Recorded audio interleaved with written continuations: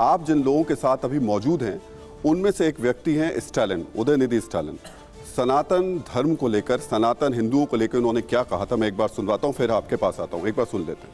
Malaria, corona இதையெல்லாம் நம்ம எதிர்க்க கூடாது, ஒழித்து கட்ட வேண்டும். அப்படிதான் இந்த சனாதனம் என்பதை எதிர்ப்பதை விட ஒழிப்பதே நாம் செய்ய வேண்டிய முதல் காரியமாகும். எனவே இந்த மாநாட்டிற்கு மிக பொருத்தமான தலைப்பு வைத்திருக்கிறீர்கள், அதற்கு என்னுடைய பாராட்டுகள். சனாதனம்னா என்ன? சனாதனம் அப்படிங்கிற பேரே சமஸ்கிருதத்திலிருந்து வந்தது தான். சனாதனம் சமத்துவத்திற்கும் சமூக நீதிக்கும் எதிரானது. சனாதனம்னா வேற ஒன்றும் கிடையாது. சனாதனங்கிறதுக்கு அர்த்தம் என்ன? நிலையானது. तो स्टालिन का कहना है कि सनातन को जड़ से खत्म कर देना चाहिए। स्टालिन का बेटा है, स्टालिन नहीं है। उदयनिधि स्टालिन। One second. पहली बात तो आप भी अपने फैक्ट से जरा साफ हो जाइए। ये स्टालिन का बेटा था।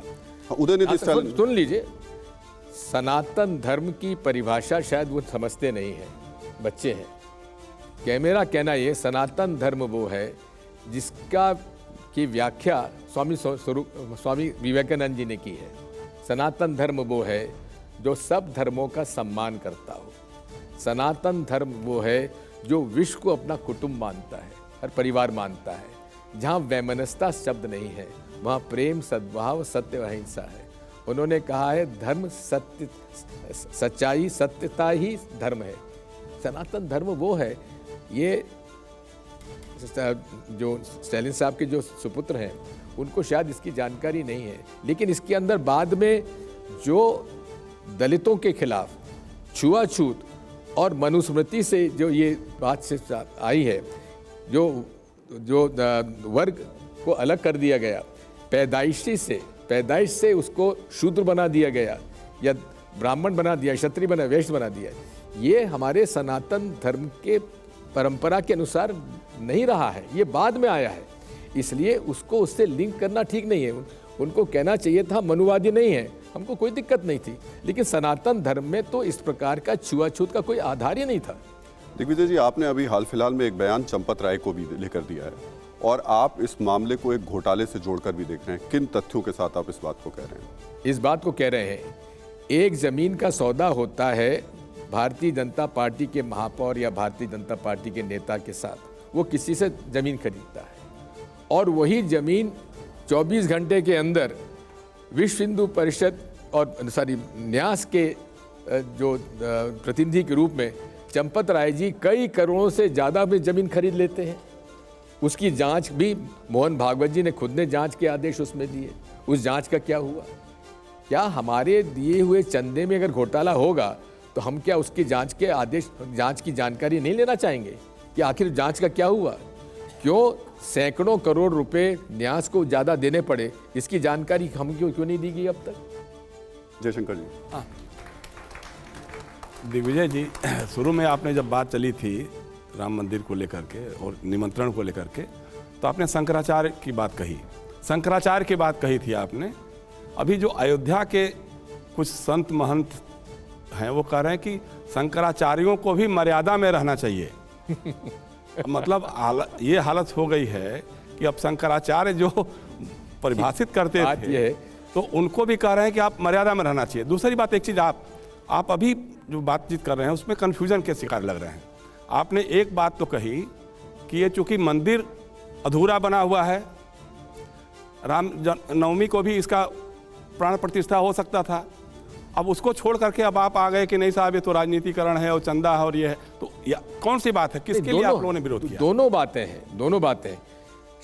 जो शास्त्री के अनुसार जो विधि है उसके अनुसार नहीं हो रहा है, और दूसरा ये है, मुख्य बात है जो राजनीतिकरण की जो बात हो रही है उसमें वही कारण है जिसकी वजह से जो भारतीय जनता पार्टी से के साथ नहीं है वो राजनीतिक दल सबने मना कर दिया।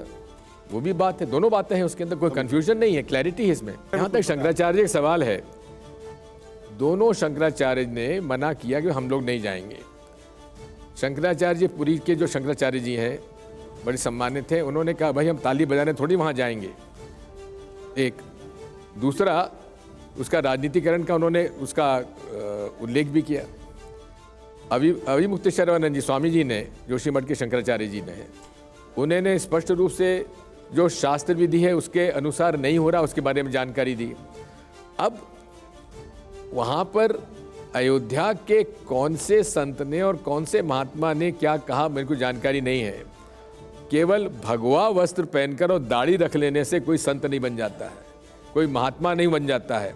उसके लिए विधिवत रूप से उसके शिक्षा दीक्षा कहाँ हुई है, उन्होंने अपने संस्कृत के और पूरे विधि विधान से वेद पुराण और उपनिषद वगैरह का ज्ञान उनको है भी कि नहीं है। वैसे हनुमानगढ़ी का तो समीर जी एक सवाल, मैं एक मिनट आ रहा हूँ हर्षवर्धन, एक मिनट, मैं एक मिनट आऊंगा, पहले उनसे सवाल पूछ लूं, उनका हुआ नहीं अभी तक। जी समीर। दिग्विजय सिंह, मैं आपको जानना चाहता हूं कि कांग्रेस ने राम मंदिर जाने का प्रस्ताव ठुकरा दिया सोनिया ने। क्या इसके पीछे एक कारण है कि तेलंगाना में आपकी सरकार बन गई है, आपको ये लगता है कि तेलंगाना में आपको मुस्लिम वोट बैंक मिला होगा, कर्नाटका में आपके मुस्लिम वोट मिला होगा, और दूसरा मेरा सुन लीजिए, केरल में आपका मुस्लिम यूनियन से गठबंधन है वहाँ पर, तो क्या केरल में राहुल गांधी वायनाड से चुनाव लड़ते हैं, लोकसभा जीतते हैं, तो अगर राम मंदिर में जाएंगे तो मुसलमान वोट नाराज होंगे, तो क्या इसके पीछे आपकी रणनीति है? आपको बड़ी गलतफहमी है तुष्टीकरण के बारे में जो आप बात करते हैं। कोई इसमें तुष्टीकरण नहीं है। आजकल तो मोदी जी पे भी आरोप लगता है कि वो भी तुष्टीकरण कर रहे हैं मुसलमानों का। भारत में मुसलमान की टोपी पहनने में उनको एतराज होता है, लेकिन जब इस्लामिक कंट्रीज में जाते हैं तो वहाँ मस्जिद भी चले जाते हैं और टोपी भी पहन लेते हैं। तो बात यह है कि इसका हिंदू मुसलमानों की पॉलिटिक्स जो है डिवाइसिव पॉलिटिक्स है, बांटने वाली पॉलिटिक्स वो है, और ये शुरू से भारतीय जनता पार्टी आरएसएस के रूप में आरएसएस शुरू से करती रही है। और जिस प्रकार की बयानबाजी कर रहे हैं उससे इतनी नफरत फैल रही समाज में, उसका हम लोग बिल्कुल ये संकट आ रहा है हमारे देश में। एक दूसरे के प्रति जो एक नफरत की भावना पैदा की जा रही है, और जिस प्रकार से सोशल मीडिया पे और व्हाट्सएप पर क्या क्या नहीं कहा जा रहा है, मैं निजी तौर पर इस बात को कह सकता हूँ कि देश सबका है। हर धर्म का जो मूल एक आधार है वो अच्छे नागरिक होना है, अच्छे व्यक्ति होना है, जो प्रेम, सद्भाव, सत्य और अहिंसा का रास्ता अपनाए। और यही बात स्वामी विवेकानंद जी ने कहा है। और मैं तो इस बात को कहता हूँ, हर धर्म का मूल जो है आधार वो इंसानियत है। कैसे अच्छे इंसान बनो, ये सभी धर्म कहते हैं, इसमें कहीं विवाद होना ही नहीं चाहिए। सर, रैपिड फायर एक हमारा जो राउंड होता है उसकी तरफ हम लोग आगे बढ़ेंगे, लेकिन एक सवाल मेरा अधूरा रह गया था। मैं आऊंगा आपके पास में, क्योंकि मैं कार्तिकेय आऊंगा, मेरे पास वक्त की थोड़ी सी कमी है। धार्मिक है आप, धार्मिक हैं आप, भगवान में विश्वास करते हैं, तो मैं एक सवाल ये पूछना चाहता हूं, अगर भगवान राम की प्राण प्रतिष्ठा का मामला है तो इससे क्या फर्क पड़ता है कि वो प्राण प्रतिष्ठा कौन ऑर्गेनाइज करा रहा है? बात वही है, ये क्या आवश्यकता थी कि इस तरह से रोड शो प्रधानमंत्री करेंगे, वहाँ पर सब तरीके से वहाँ पर जाएंगे और उस तरह से प्रचारित करेंगे, और भारतीय जनता पार्टी के चुनाव चिन्ह के कमल को लेकर दुनिया भर की बात होगी। ये तो पॉलिटिकल है, ये तो पॉलिटिकल कर दिया गया। भव्य राम मंदिर बनना ज्यादा पीड़ित। भव्य, देखिए भव्य मंदिर बने, बड़ा कार्यक्रम, हर्षवर्धन जी जवाब ले लेते हैं। हर्षवर्धन जी जवाब ले, भव्य मंदिर बनने में हमें कहाँ एतराज है? बनाइए ना, लेकिन पूरा तो करिए। आप पूरा कर लीजिए, हम जाने के लिए तैयार है।